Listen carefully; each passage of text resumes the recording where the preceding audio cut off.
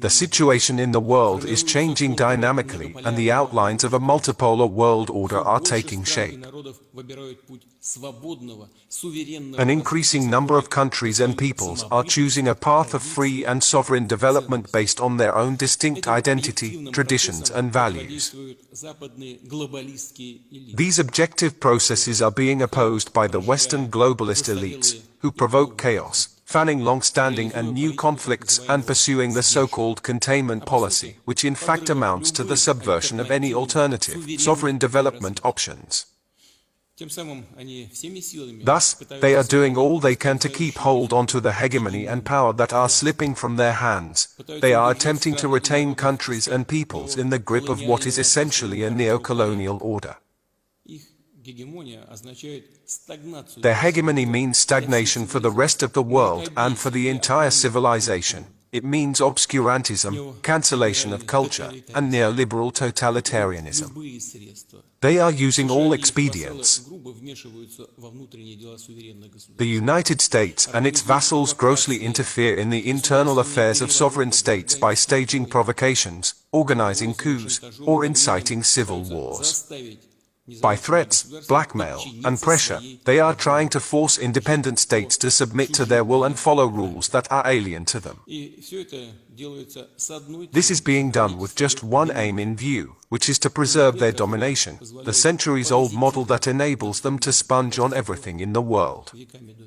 But a model of this sort can only be retained by force. This is why the collective West, the so-called collective West, is deliberately undermining the European security system and knocking together ever new military alliances. NATO is crawling east and building up its military infrastructure. Among other things, it is deploying missile defense systems and enhancing the strike capabilities of its offensive forces. This is hypocritically attributed to the need to strengthen security in Europe, but in fact quite the opposite is taking place. Moreover, the proposals on mutual security measures, which Russia put forward last December, were once again disregarded.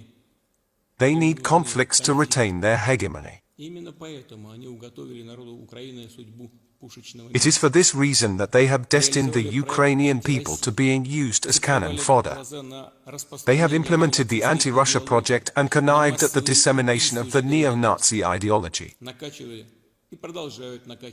They looked the other way when residents of Donbass were killed in their thousands and continued to pour weapons, including heavy weapons, for use by the Kiev regime, something that they persist in doing now. Under these circumstances, we have taken the decision to conduct a special military operation in Ukraine, a decision which is in full conformity with the Charter of the United Nations. It has been clearly spelled out that the aims of this operation are to ensure the security of Russia and its citizens and protect the residents of Donbass from genocide. The situation in Ukraine shows that the United States is attempting to draw out this conflict. It acts in the same way elsewhere, fomenting the conflict potential in Asia, Africa, and Latin America. As is common knowledge, the US has recently made another deliberate attempt to fuel the flames and stir up trouble in the Asia-Pacific. The US escapade towards Taiwan is not just a voyage by an irresponsible politician, but part of the purpose-oriented and deliberate US strategy designed to destabilize the situation and sow chaos in the region and the world. It is a brazen demonstration of disrespect for other countries and their own international commitments.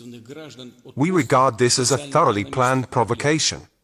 It is clear that by taking these actions the Western globalist elites are attempting, among other things, to divert the attention of their own citizens from pressing socio-economic problems, such as plummeting living standards, unemployment, poverty, and deindustrialization. They want to shift the blame for their own failures to other countries, namely Russia and China, which are defending their point of view and designing a sovereign development policy without submitting to the diktat of the supranational elites. We also see that the collective West is striving to expand its bloc-based system to the Asia-Pacific region, like it did with NATO in Europe. To this end, they are creating aggressive military-political unions such as AUKUS and others.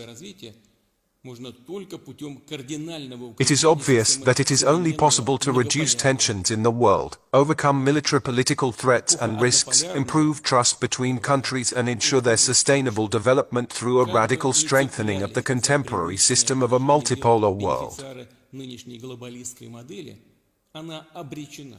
I reiterate that the era of the unipolar world is becoming a thing of the past. No matter how strongly the beneficiaries of the current globalist model cling to the familiar state of affairs, it is doomed. The historic geopolitical changes are going in a totally different direction.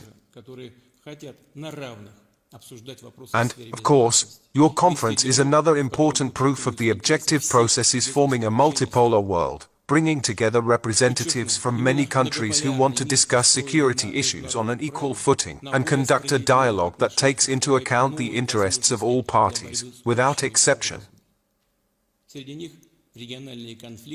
I want to emphasize that the multipolar world, based on international law and more just relations, opens up new opportunities for counteracting common threats, such as regional conflicts and the proliferation of weapons of mass destruction, terrorism and cybercrime. All these challenges are global, and therefore it would be impossible to overcome them without combining the efforts and potentials of all states.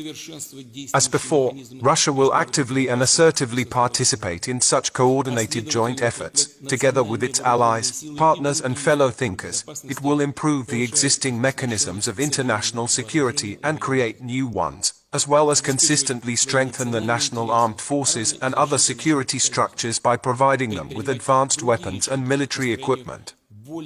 Russia will secure its national interests, as well as the protection of its allies, and take other steps towards building of a more democratic world where the rights of all peoples and cultural and civilizational diversity are guaranteed.